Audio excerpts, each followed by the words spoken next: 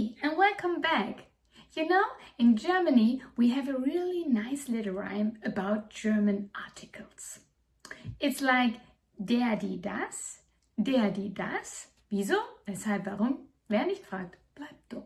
And honestly, that's exactly how many German learners feel. Why is it der Tisch, but die Lampe or das Buch? Is there any logic behind it? Well, yes, but not always in the way learners expect.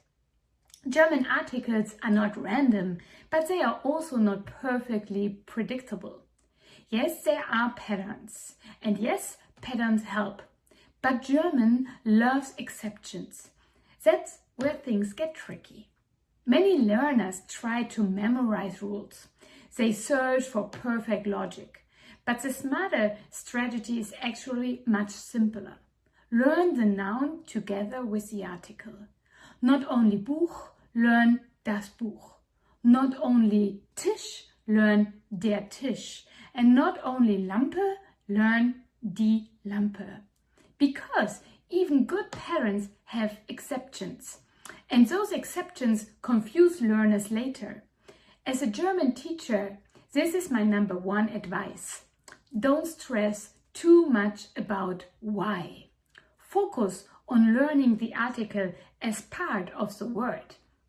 That's how German speakers think. Now, let's look at a few patterns that are helpful.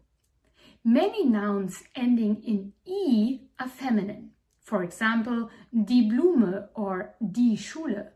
Not always, but often. A very reliable rule: nouns ending in chen or lein are always neuter. For example, das Mädchen or das Brötchen. No exceptions here, which is rare in German. And yes, even though a girl is feminine, it's still das Mädchen. German grammar has its own personality. But remember, patterns are helpers, not guarantees. Your safest strategy?